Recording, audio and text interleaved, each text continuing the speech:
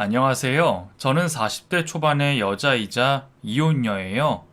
얼마 전 이 채널을 알게 되어 사연들을 쭉 들어봤는데 정말 다양한 이유로 이혼하신 분들이 많으시더라고요.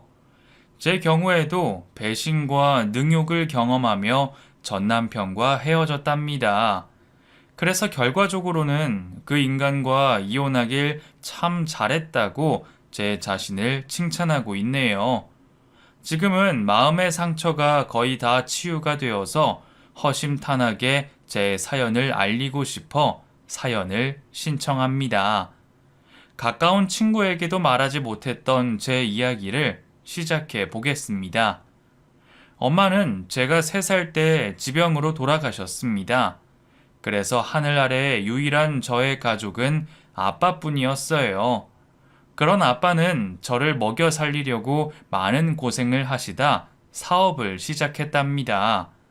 처음엔 여러 고충이 따라서 힘이 드셨는데 몇 년 뒤 크게 성공하셨고 저는 자수성가한 아빠 덕분에 부유하게 자랄 수 있었습니다. 그리고 딸바 보였던 아빠는 일에만 매진하지 않고 저와 많은 시간을 보내며 많은 사랑과 지원을 아끼지 않으셨답니다. 5살 이후로 가지고 싶은 건 거의 다 가질 수 있었고, 먹고 싶은 음식도 배불리 먹으며 남부럽지 않게 성장했어요. 세월이 흘러도 아빠의 사업은 탄탄하게 잘 운영되고, 뿐만 아니라 계속해서 번창했고, 그런 회사를 저에게 물려주시겠다며 경영학을 배우라고 하셨죠. 하지만 저에게는 다른 꿈이 있었고 사업에는 관심이 하나도 없었어요. 복잡하게 머리 쓰고 스트레스 받아가며 살아가신 아빠의 모습을 봐왔으니 저까지 그렇게 피곤한 인생을 살고 싶지 않더라고요. 제 꿈은 유치원 교사였습니다. 워낙 어린 아이들을 좋아하고 예뻐해서 매일 아이들과 함께 뛰놀고 공부하며 사는 게 유일한 목표였죠. 다행히 아빠는 제 의사를 존중해 주셔서 서울에 있는 한 대학의 유아교육과에 진학하게 되었고, 거기서 많은 것들을 배우고 졸업했답니다. 저는 졸업과 동시에 집에서 가까운 유치원에 취직하게 되었고, 꿈에 그리던 일을 시작하게 되었죠. 생각했던 것보다 힘이 들긴 했지만 아이들이 주는 행복과 보람은 수도 없이 많았어요. 정말이지 하늘이 저에게 내린 천직이라는 생각을 수천 번 했을 만큼 인생의 만족도가 굉장히 높았습니다. 그렇게 유치원과 집을 오가며 즐거운 인생을 살다 보니 어느새 제 나이가 30을 넘어버리더라고요.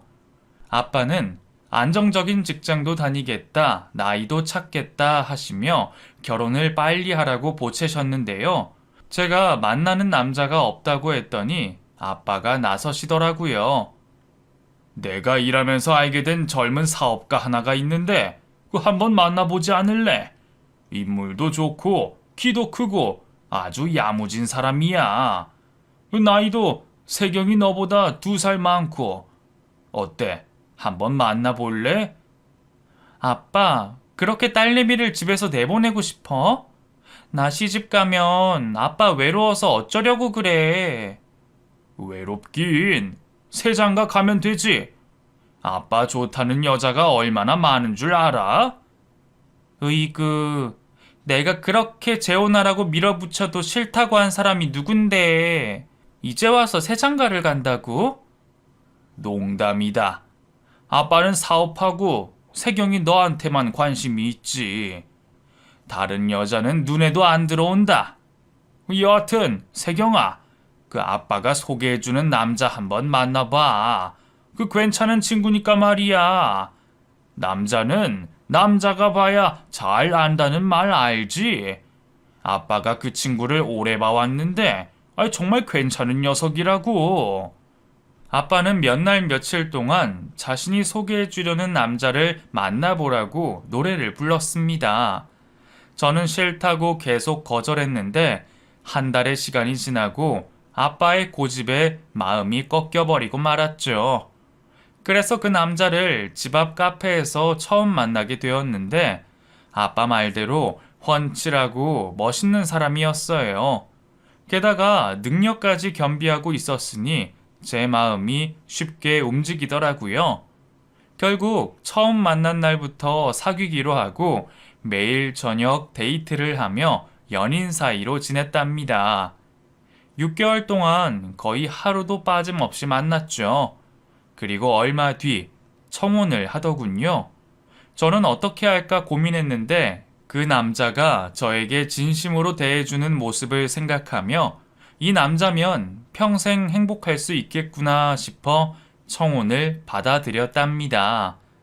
이에 아빠는 세상을 다 가진 것처럼 기뻐했고 하루빨리 결혼식을 올리라고 밀어붙이셨어요.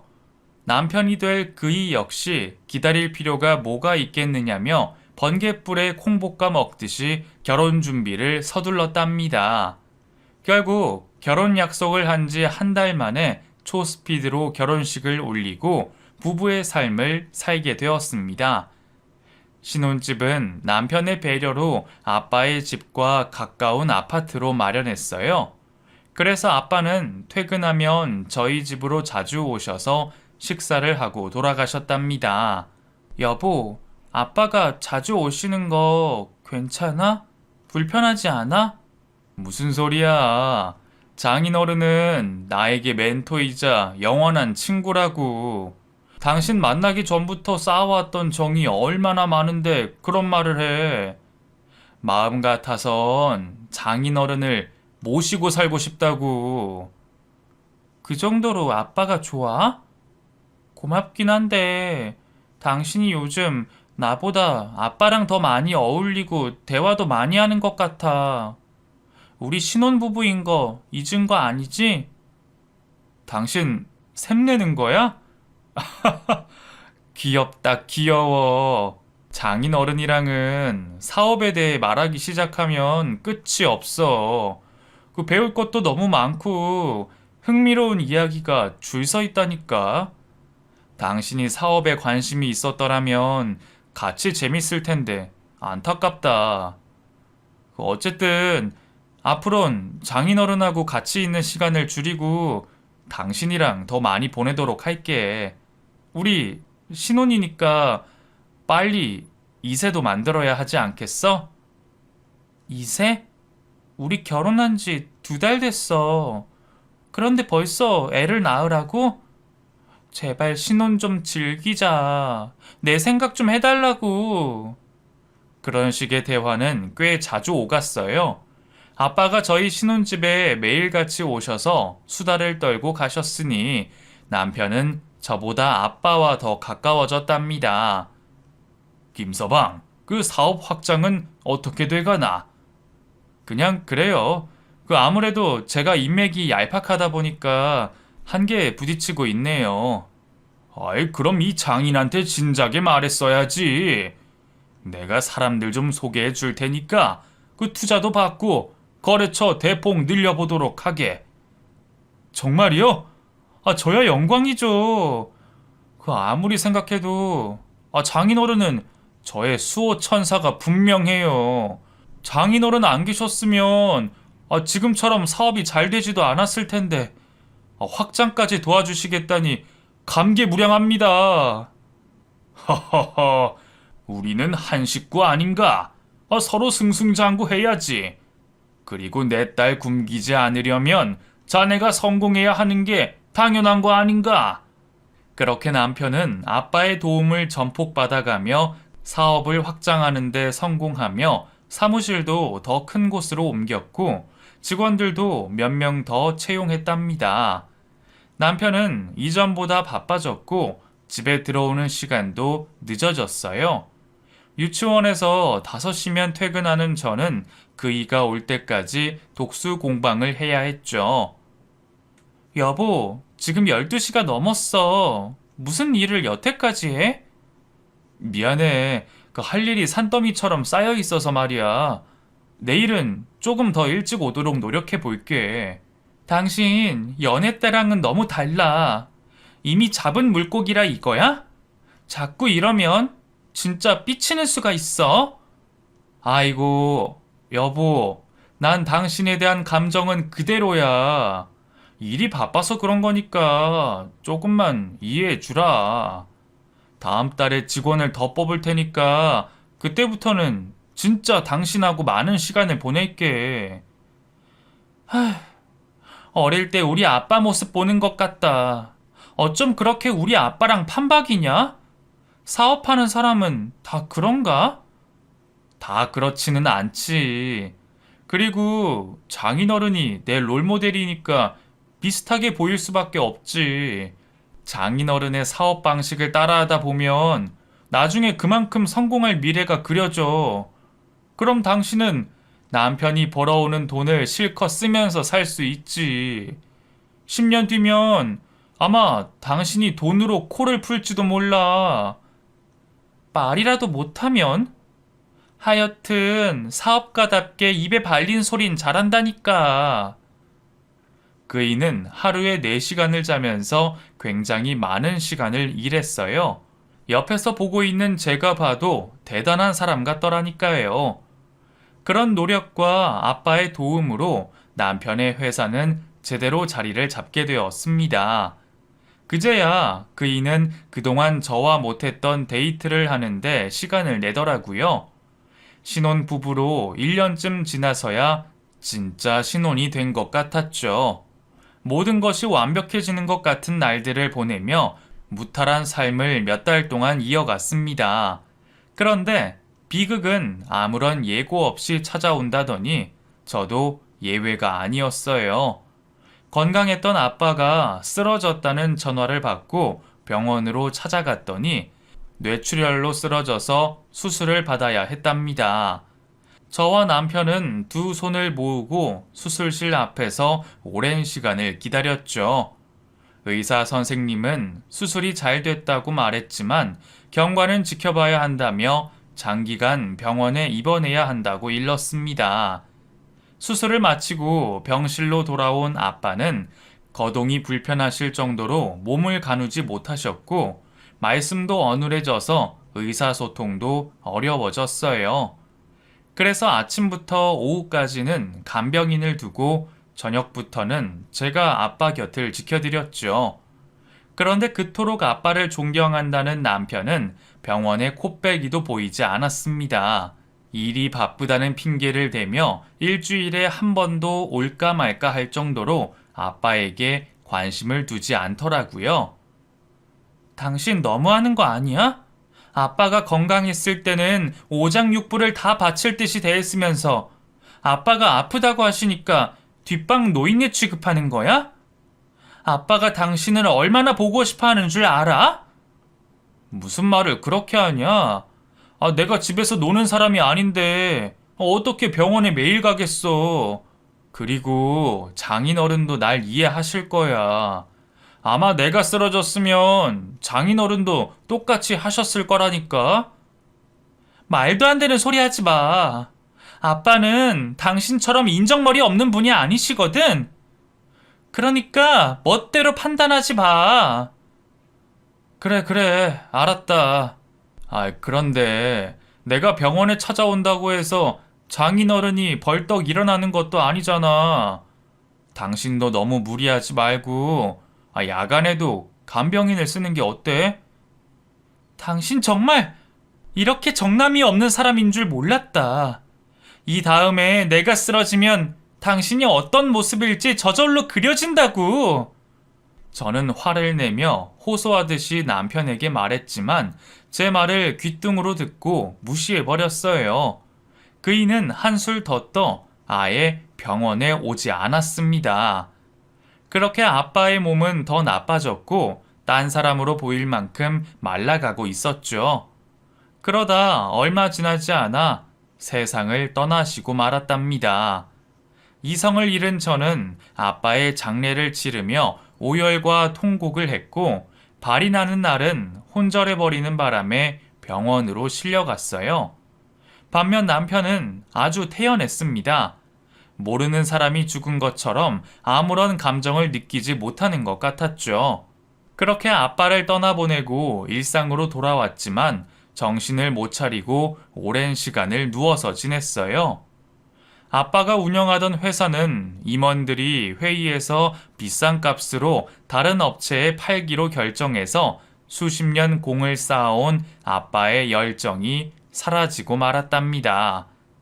남편은 아빠의 회사가 어떻게 되든 상관하지 않았고 오로지 자신의 사업에만 몰두했어요.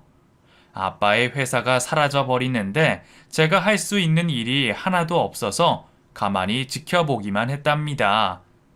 돌아가신 아빠께 얼마나 죄송하던지 얼마 동안 아빠가 안치된 납골당에 찾아가지 못했어요. 이럴 줄 알았으면 아빠의 조언대로 사업을 배워둘 걸 그랬나 봐요. 남편과 저와의 사이는 아빠가 병원에 입원했을 때부터 좋지 않았는데 아빠의 회사가 완전히 사라지자 크게 흔들리기 시작했어요. 마치 이젠 지원받을 게 없으니 끝이라도 난 것처럼 저를 완전히 남처럼 대하더라고요. 저는 아빠를 잃었다는 상실감에 말문을 열지 않았으니 저희 부부 사이에는 보이지 않는 벽이 하나 세워진 느낌이었답니다. 여전히 사업에 바쁜 남편은 매일 자정이 지나도록 집에 들어오지 않았어요. 정말 바빠서 그런 건지 저를 보기 싫어서 그런 건지 알 수 없었죠. 당신 요즘도 많이 바쁘네? 하루도 안 쉬고 일하는 거 안 힘들어? 그냥 그렇지 뭐. 사업이라는 게 원래 가만히 쉬는 게 안 되는 거야. 우리가 부부가 맞기는 해? 당신 집에서 잠만 자고 나가는 거 알아? 내가 당신 아내인지 혼자 사는 과부인지 모르겠어. 내가 바쁜 게 하루 이틀이야? 조용히 잠 좀 자게 내버려둬. 아빠 돌아가시고, 아니, 아빠가 아플 때부터 당신 변한 거 알아?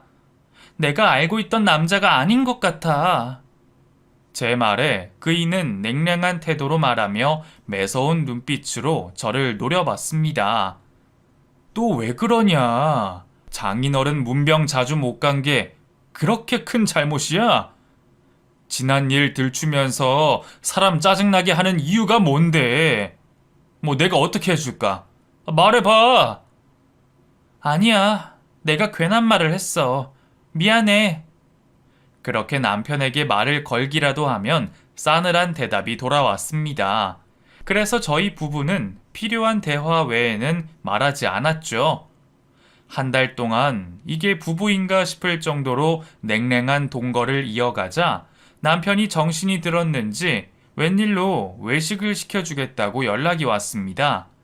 저는 그이가 화해에 손을 내미려는 것 같아 예쁘게 꾸미고 나갔어요. 그동안 아빠 일로 크게 실망했지만 남편을 용서하고 이해하기로 마음먹었죠. 여보, 웬일로 외식을 하자고 했어? 응. 그동안 우리 사이가 좀, 뭐랄까, 냉랭하고 멀어진 것 같지? 이제라도 바로잡고 싶은 마음이 들더라고. 그리고 사과하고 싶은 게 있어.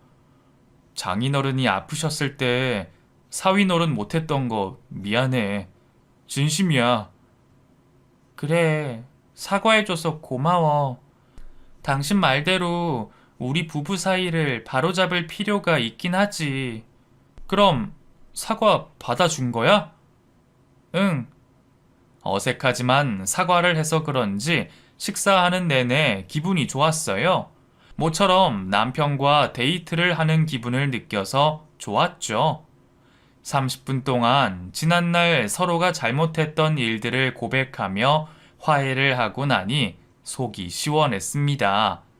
그리고 다시 보통의 부부처럼 잘 지내기로 새끼손가락을 걸며 노력하기로 했어요. 이윽고 식사를 마치고 후식으로 나온 주스를 마시는데 그이가 할 말이 또 있다며 목을 풀더군요.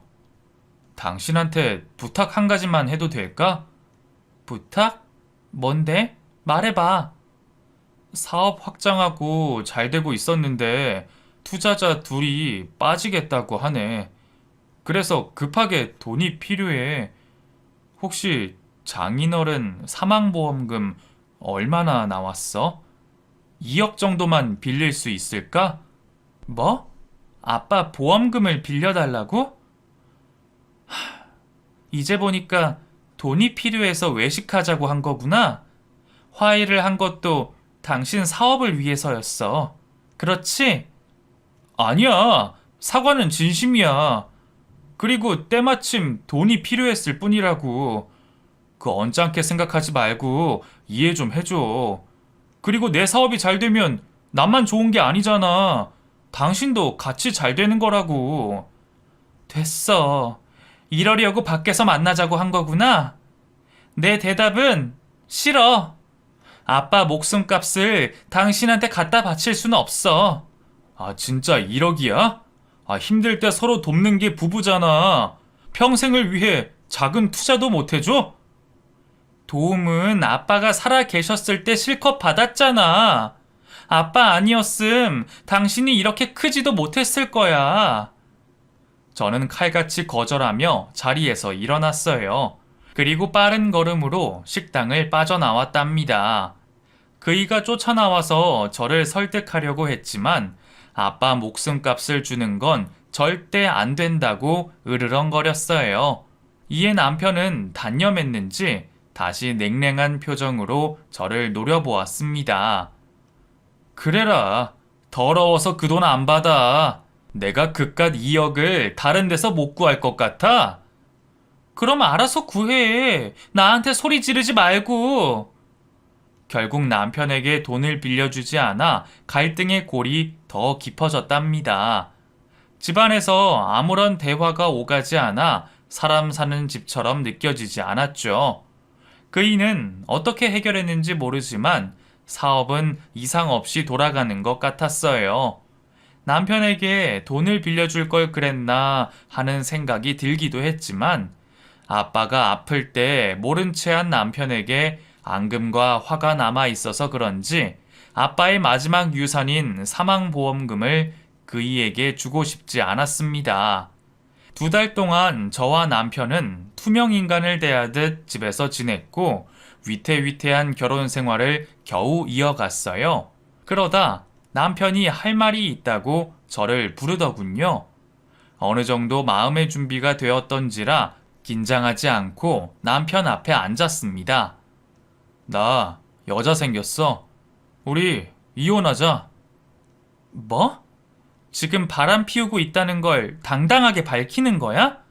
내가 그렇게 만만해? 말은 바로 하자. 당신이랑 나랑 지금 정상적인 부부로 지내는 것 같아 보여? 내가 돈 좀 빌려달랬다고 삐쳐가지고 몇 달 동안 말도 안 하고 지내고 있잖아. 그리고 장인어른이 돌아가신 게 내 탓이라도 되는 양 원망하고 있지? 여하튼 우린 비즈니스로 맺어진 사이였잖아. 이젠 더 주고받을 게 없으니까 이쯤에서 정리하자. 왜? 당신 내연녀가 빨리 이혼하고 오래? 그럼 당신한테 사업 투자금이라도 준다고 하디? 그리고 비즈니스 관계?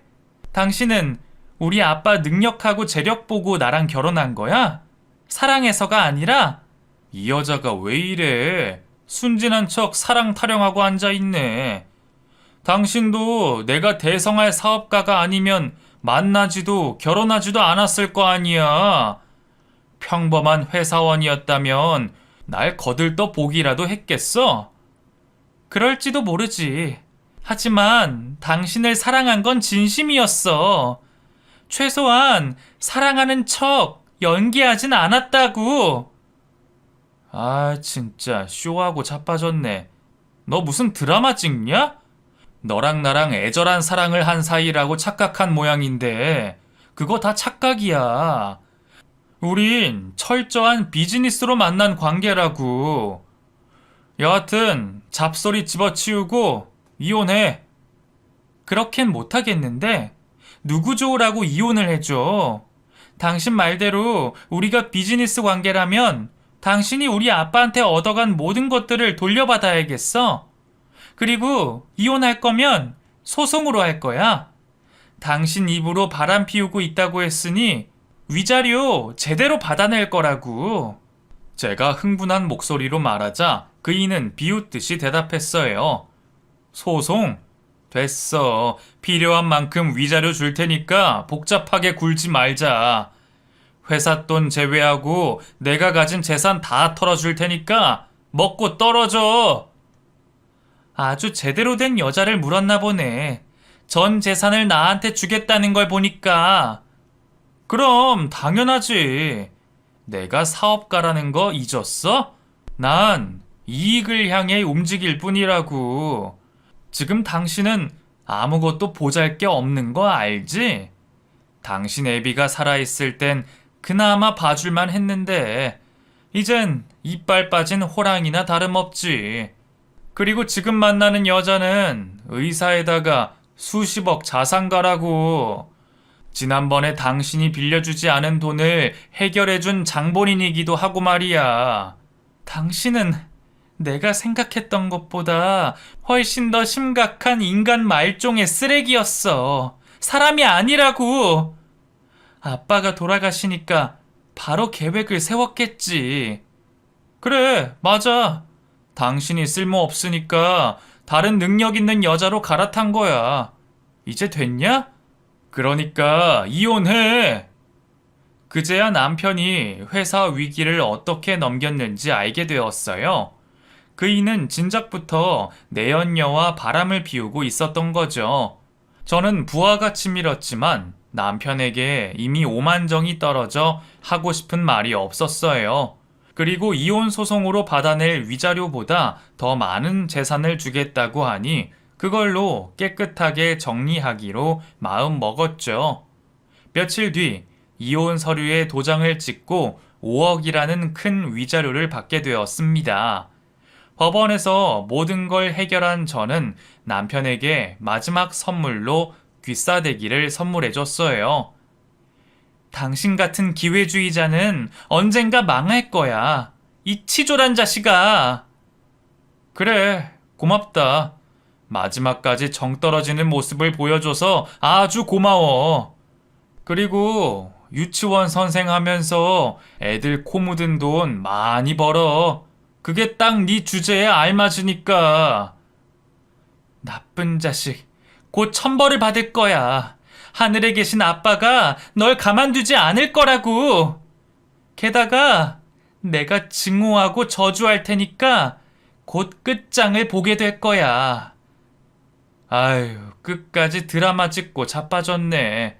그래, 실컷 증오하고 저주해. 하지만 돈은 저주한다고 사라지지 않아. 내 애인이 앞으로 전폭적으로 지원해 줄 거니까 난 더 승승장구할 거라고. 그이가 등을 보이며 떠나갔고 저는 분노의 주먹을 쥐며 훗날 처절한 복수를 해주겠다고 다짐했답니다. 이혼 후 전 남편과 살던 곳을 떠나 다른 곳의 유치원에 일자리를 얻었고 근처에 작은 집을 마련했어요. 아빠의 유산과 전 남편의 위자료는 건들지 않았죠. 멀지 않은 미래에 유치원을 개원할 계획을 세웠기 때문이랍니다. 저는 그동안 겪었던 많은 시련을 저를 보고 밝게 웃어주는 아이들을 보며 하나씩 씻어낼 수 있었습니다. 한 달 정도의 시간이 지나자 많은 아픔이 사라졌고 하루하루를 즐겁게 웃으며 행복하게 지낼 수 있게 되었죠. 그리고 얼마 지나지 않아 저에게 새로운 인연이 찾아왔습니다. 유치원 수업이 마치면 보호자들이 데리러 오는데 지민이라는 아이의 삼촌이 여러 번 유치원에 찾아오면서 얼굴을 자주 보게 되었죠. 선생님, 실례지만 혹시 싱글이신가요? 네? 그건 왜요? 선생님이 너무 예쁘셔서 궁금했어요. 사실 선생님 처음 뵀을 때부터 마음에 뒀습니다. 싱글이시라면 저한테 데이트할 기회를 주시면 안 되겠습니까? 전 진심입니다, 선생님.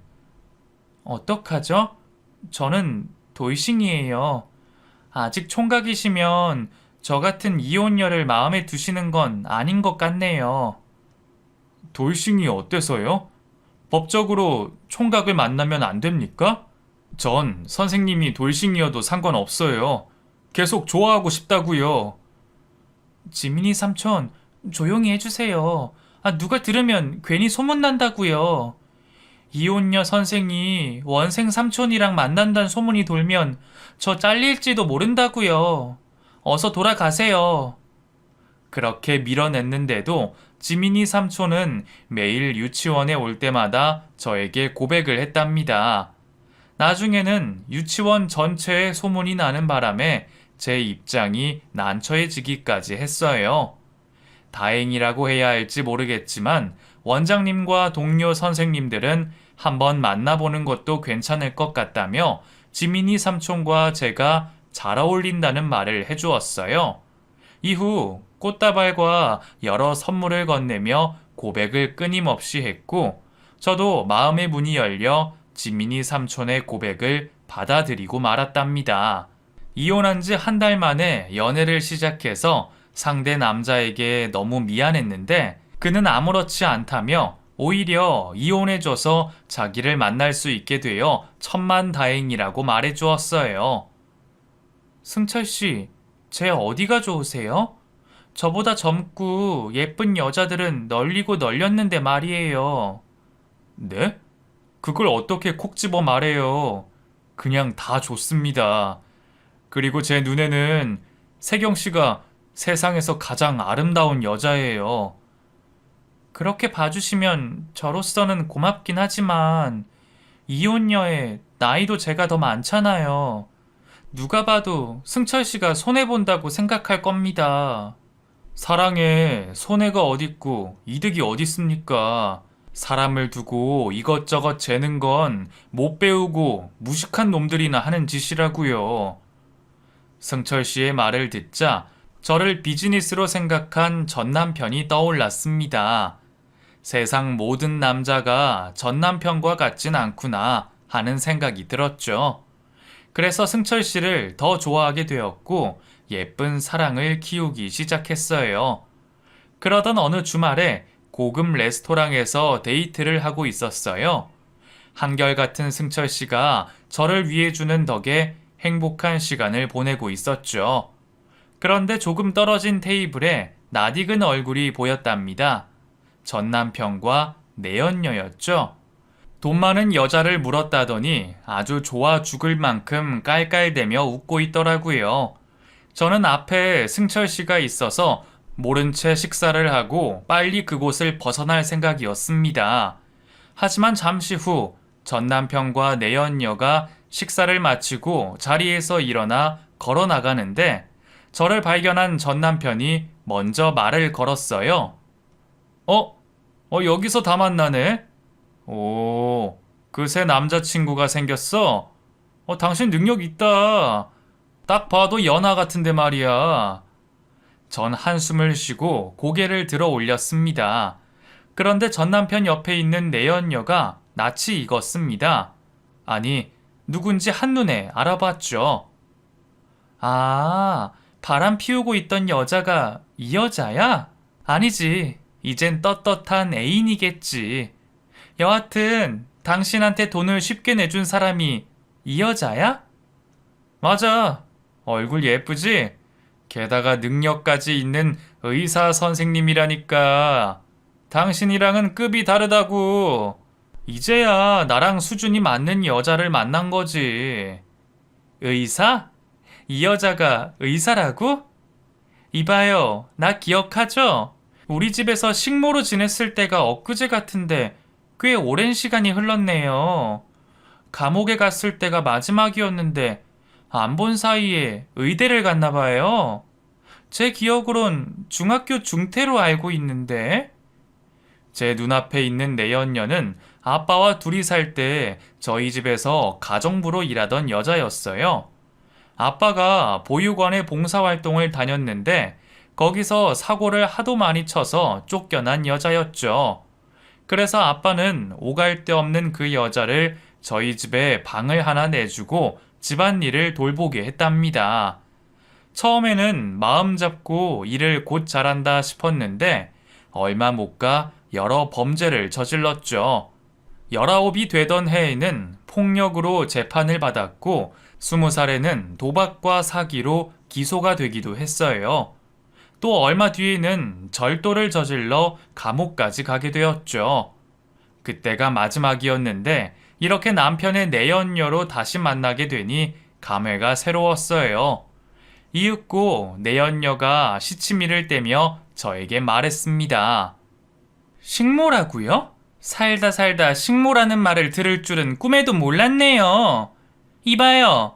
이 사람이랑 이혼해서 저를 깎아내리려고 하나 본데 사람이 그러면 안 되죠. 어디 말 같지도 않은 소리를 짓거리는 거예요. 어이가 없어서 웃음밖에 안 나오네. 자기야, 재수 없으니까 빨리 나가자. 그러자 남편이 저를 노려보며 당장 사과하라고 일렀습니다. 저는 계속해서 내연녀의 정체를 밝힐까 하다가 끼리끼리 잘 만난 것 같아 모른 체하고 사과의 말을 전했습니다. 아, 제가 사람을 잘못 봤네요. 난 우리 집 식모랑 똑 닮아서 동일 인물인 줄 알았어요. 그런데 강남 출신의 의사라고 하시니 제가 착각한 게 분명하네요. 죄송하게 됐습니다. 그러자 제 앞에 앉아있던 승철 씨가 말문을 열었답니다. 이만 가주시죠. 저희 데이트 중인데 방해됩니다. 전 남편이든 내연녀든 관심 없으니까 빨리 사라져 주세요. 오, 박력 넘치시네. 뭐, 어쨌든 실례했습니다. 제가 괜히 아는 척을 했나 봐요. 그럼 제가 버린 여자랑 오붓한 시간 보내세요. 그 말에 화가 난 승철 씨가 자리에서 벌떡 일어나자 전 남편이 손사래를 치며 흥분하지 말라며 비웃었습니다. 흥분하지 마세요. 그냥 웃자고 한 말입니다. 저희가 사라져 줄 테니까 계속 좋은 시간 보내라고요. 당신 내 눈에 또 띄면 가만두지 않을 거야. 당장 꺼져! 암요. 그러세요. 그렇게 두 년놈은 눈앞에서 사라졌고 저와 승철 씨는 다시 식사를 이어갔습니다. 승철 씨, 기분 상하셨다면 사과할게요. 미안해요. 아니에요, 세경 씨. 저한테 사과할 필요 없습니다. 앞으로 저 자식 때문에 감정 상하는 일이 생기면 말씀하세요. 제가 가만두지 않을 겁니다. 그럴 일이 있겠어요? 두 번 다시 볼 사람도 아닌데. 저희는 조금 전 상황에 대해 길게 말하지 않고 언제 그랬냐는 듯 즐거운 데이트를 이어갔네요. 제 말대로 전 남편을 다시 만날 일이 없을 줄 알았는데 보름 뒤에 그 인간하고 다시 마주하게 되었답니다. 바로 제 유치원 앞에서 말이죠. 저는 퇴근하고 승철 씨와 손을 잡고 걸어 나가는데 전 남편이 땀을 뻘뻘 흘리며 제 앞에 나타났어요. 여보, 잠깐만. 물어볼 게 있어서 찾아왔어. 얘기 좀 할 수 있을까? 저리 가, 이 자식아. 그리고 내 여자한테 여보라고? 이 개자식이 미쳤나? 전 남편은 승철 씨의 말에 아랑곳하지 않고 자기 할 말을 꺼냈습니다. 지난번에 내 애인 보고 식모라고 했지. 그것 좀 자세히 말해줘. 당신이 사람을 잘못 본 거 아니지? 그이의 다급한 목소리를 들어보니 내연녀와 무슨 문제가 있는 것 같았죠. 맞아. 우리 집에서 식모하던 애야. 보육원에서 사고를 하도 많이 쳐서 쫓겨났는데 봉사활동하던 아빠가 우리 집으로 데리고 왔지. 그런데 정신 못 차리고 나쁜 짓거리를 하도 많이 해서 감옥에 갔어. 그 이후로 못 보고 지내다가 당신 내연녀로 다시 만나게 됐지. 그걸 왜 이제야 말해? 그때 말했잖아. 그런데 당신이 그럴 리가 없다면서 안 믿었고. 그렇지. 화내서 미안해, 여보. 그년이 내 돈 다 가져갔어. 제대로 사기를 치고 튀었다고. 어디 갈 만한 데가 있을까? 내 돈 쓰기 전에 빨리 잡아야 한다고. 들어보니 정말 웃기더라고요. 내연녀가 사업 자금으로 2억을 준 건 사기를 치려고 준 밑밥이었나 보더라고요. 의사라는 건 당연히 거짓말이고 전 남편에게 병원을 차려달라는 조건으로 결혼을 하자고 했답니다. 그래서 그이는 회사 돈 10억을 내연녀에게 줬는데 감쪽같이 사라졌다고 하더라고요. 전화를 걸었더니 없는 번호라 뜨고 살고 있던 오피스텔은 이미 다른 사람이 살고 있다며 자기 사기당한 걸 미주알 고주알 일러 바치더군요. 저는 그 꼴이 우스웠고 하늘이 전 남편에게 벌을 내린 거라 확신했습니다. 내가 그년이 어디로 갔는지 어떻게 알아? 꼴 좋다. 그렇게 돈돈거리더니 제대로 된 임자를 만나서 10억이나 뜯기냐? 이 머저리야? 사업하는 자식이 사람 보는 눈이 그렇게 없어서 되겠어? 이 모든 게 인과응보야, 멍청한 놈아. 그러자 전 남편이 제 앞에 무릎을 꿇더군요. 여보, 정말 미안해. 당신한테 줬던 상처 진심으로 사과할게. 그래서 말인데 나한테 받았던 위자료랑 장인어른 사망보험금 빌려주면 안 될까? 이대로 가만히 있으면 내 회사가 공중분해 되게 생겼다고. 우리 다시 시작하자. 이렇게 빌 테니까 용서해주고 받아주라. 허, 이 인간 진짜 어지간히 급한가 보네. 그런데 내가 미쳤냐? 너를 다시 만나게? 그리고 뭐? 위자료랑 아빠 보험금을 빌려달라고?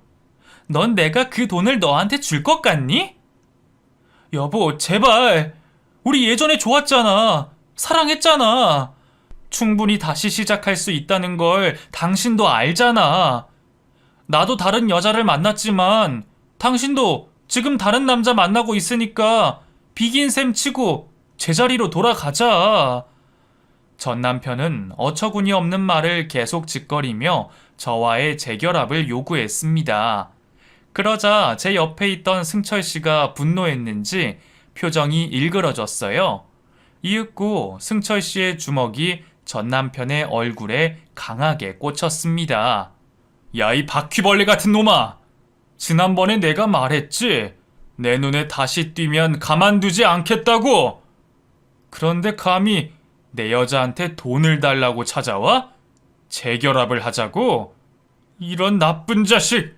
승철 씨는 전 남편을 흠씬 두들겨 패줬어요. 그리고 저는 옆에서 구경만 하고 있었죠. 코피가 터지고 눈물 범벅이로 거짓골이 된 전 남편은 끝까지 애원하며 저에게 매달렸답니다. 승철 씨, 그만하세요. 이 정도면 충분해요. 그리고 당신, 내가 천벌 받도록 증오하고 저주한다고 했지? 어때? 내 저주 받아보니까 죽을 맛이지? 넌 이제 끝장이야. 다신 일어나지 못할 거라고. 여보, 제발 나 좀 살려줘. 이렇게 빌게. 돈이라도 좀 빌려줘. 응? 아직도 정신 차리지 못한 전 남편에게 따귀를 한 대 날렸습니다. 그리고 얼굴에 침까지 뱉어버렸죠. 그이는 자신의 비굴함보다 사업이 중요했기 때문에 부끄러운지도 모르고 끝까지 목 놓아 울음을 쏟아내며 돈을 빌려달라고 소리쳤답니다. 저와 승철 씨는 쯧쯧거리고 자리를 피해버렸고 복수의 달콤함을 느낀 채 데이트를 하러 나갔네요. 얼마 뒤 전 남편과 내연녀에 대한 소식을 듣게 되었는데 식모였던 내연녀는 그이에게 사기친 10억으로 하우스 도박장에서 모든 돈을 날렸답니다. 개벌은 남 못 준다더니 다시 감옥으로 들어가 버렸다네요. 전 남편은 내연녀를 잡았지만 사기당한 돈을 돌려받지 못해 회사를 날린 건 물론이고 돈 한 푼 없는 알거지가 되었답니다. 빚더미에 앉게 되어 파산 신청을 했는데도 갚아야 할 돈이 어마어마하다네요. 결국 모든 걸 정리하고 홀로 지낼 지하 월세방으로 들어간 전 남편은 술에 찌든 삶을 살기 시작했고 빚을 갚아야 하는데 폐인처럼 은둔 생활을 하고 있어 이자가 눈덩이처럼 불어났답니다. 또 잘 나가던 사업가가 남 밑에서 일하거나 허드렛 일을 쉽게 할 수 있겠어요? 그렇다고 사업할 기회가 또 오지 않을 겁니다. 어느 바보 천치가 그런 놈에게 투자를 하겠어요? 아마 그 인간은 평생 재기하지 못하고 그 지하방에서 벗어나지 못할 겁니다. 과거에 빠진 채 페인으로 쭉 살 게 안 봐도 뻔하네요. 이로써 저를 비즈니스로 이용해 결혼하고 아빠의 능력을 쏙 빼먹고 토사구팽한 나쁜 놈은 처벌을 받아 지하 시궁창에서 남은 생을 사는 것으로 끝이 났네요. 그리고 저는 전 남편과 달리 아주 크게 성공하게 되었습니다. 1년 동안 모은 돈과 전 남편이 준 위자료, 그리고 아빠의 보험금을 더해서 유치원을 개원하게 되었어요. 저의 큰 꿈을 이루게 된 순간이었죠. 게다가 아파트 단지 근처에 자리를 잡아서 원생들도 꽤 많이 등록해서 성공적으로 제 사업을 시작하게 되었답니다. 한편 승철 씨와 계속 연애하며 지내고 있는데 결혼은 계속 미루고 있어요. 전 남편도 연애할 때는 모든 걸 줄 것처럼 잘해줬기 때문에 더 두고 볼 생각이랍니다.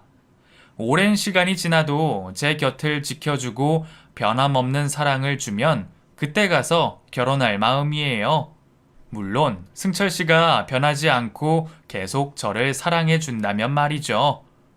이렇게 전 남편과의 사연은 여기서 끝이 났네요. 모든 것은 인과응보와 사필귀정, 그리고 세옹지마로 마무리가 되었답니다. 저를 돈으로 보고 사업 가치로만 봤던 그 인간은 평생 지하 시궁창에서 빠져나오지 못할 거예요. 이제야 하늘에 계신 아빠가 편히 눈 감으시겠죠. 못난 딸내미가 유치원을 차린 걸 보셨으면 크게 기뻐하셨을 텐데 너무 일찍 떠나신 것 같아 가슴이 아프기도 합니다. 그럼 이만 물러가겠습니다. 제 사연을 들어주신 분들의 삶 속에 큰 행복과 기쁨이 충만하길 두 손 모아 빌겠습니다. 감사합니다.